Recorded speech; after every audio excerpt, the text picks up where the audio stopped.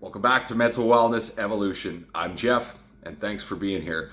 Today, we're talking about the importance of learning to remain neutral with your emotional reactions. Okay, now the natural tendency when dealing with emotions is to judge them as good or bad. Happy, joyful, good. Sadness, grief, anger, bad.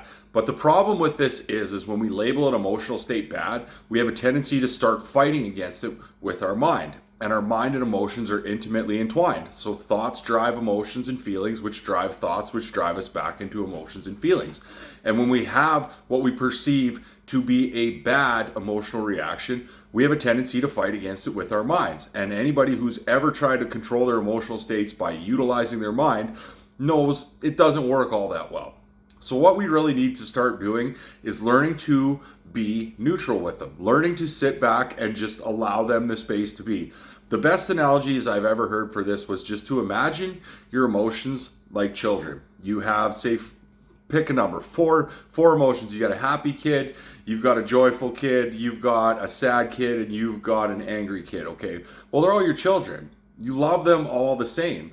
We learn to embrace them in every form, and when we need to, we offer them a little bit more of that love and that compassion along the way to get them back to that perceived neutral state, okay? So when you get something like anger that comes into your body, instead of trying to fight against it, or instead of going with it and perpetuating the emotional cycle by getting your thoughts tied into it, learn to sit in behind it. I talk about giving things space, learning to observe, be behind it, because when we get our thoughts attached, that's when we get ourselves in trouble. Emotions will only remain in our body as long as we can keep our thoughts out of it for around 90 seconds. They start to pass through.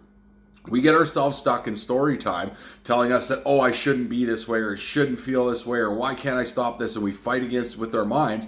And all that does is perpetuate the cycle. So we learn to start welcoming our emotional states on with the understanding, guys, that we're all human beings. As men, we tend to repress, but you're a human being.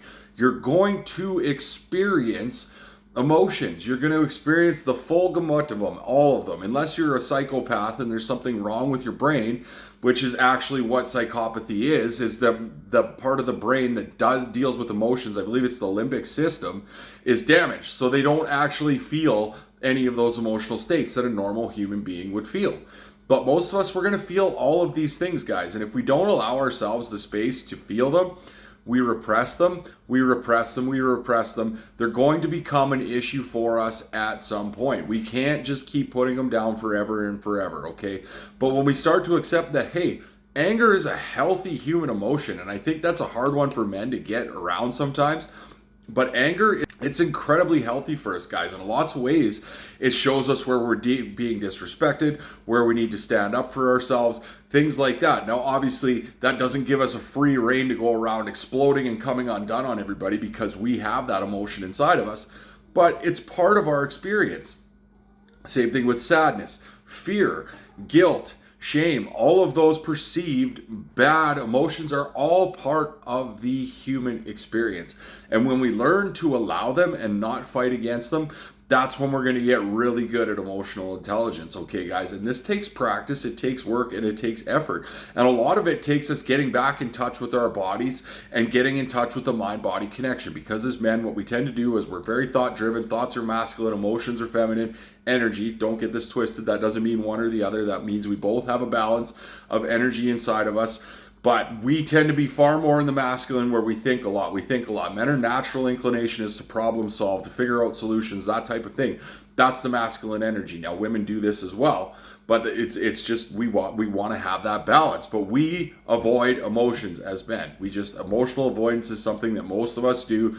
Not pointing fingers at anybody. This is just an acknowledgement in what I've seen. Most guys are not really good at it until it gets to a point that they just can't hold it in anymore. Or what I also notice, and ways to do this too, is when watch dudes who kind of repress a lot, get a few drinks in them and watch the guys, the veil comes down and out comes the injured, wounded little inner child, okay? But when we can learn to do this in a sober state, on a day-to-day basis, learning to accept our emotions, welcome them, love to them. I love the analogy of just imagining them as your child coming to you, experiencing whatever emotional state that you're in, and what would you do to that child in that circumstance? Would you shame them, or would you love them? Would you bring them into your arms? Would you bring that compassion, that love into them, offer them reassurance, say it's going to be okay, until that child was, done with the emotional reaction, and then they were ready to go back out into the world? Okay, guys? So this is something we want to always do, guys. We will fight against any emotion that we perceive to be bad, and it's a natural inclination, and it's something that a lot of us were taught. You're not supposed to be angry, so repress that. So you fight against it instead of giving it the space to just allow it. Get in touch with it. Where do you feel it? Where do you feel it in your shoulders? Where do you hold anger? That's another great practice to get into, guys. Anytime that an emotional reaction comes on within you and a feeling inside of your body, recognize it for what it is, okay? Feelings and emotions, two different things. The feeling is what's produced in the body. The emotion is the name that you attach to that specific feeling. So recognize them. What is going on inside of me, okay? Anger is the easiest expressed emotion, and it's the one that most men tend to go to because it's the strongest one, but it's also the only one that most of us have ever been actually allowed to express. And a lot of times underneath that anger and that emotion is your guilt, it's your shames, it's your, loneliness, it could be a variety of different things, okay?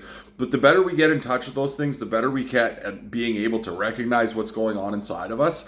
And then we can work on disconnecting ourselves from the thought processes, sitting in some of that discomfort of what that emotional reaction and the feeling it's producing inside of ourselves is, allowing it the space to be and to move through. And you'll start to realize the better you get at this, the quicker you're able to get yourself back to stasis, the quicker you're able to get yourself out of your emotional reactions and you get yourself back into your life without having it affect you literally all day long, because now we tie the story time into the emotions and the feeling states that perpetuate the cycle, okay, guys? So work on being very, very neutral with your emotions. It's a challenging thing, but I promise you, the better you get at this, the more peace it's going to bring back into your life, okay, guys? Have a great day.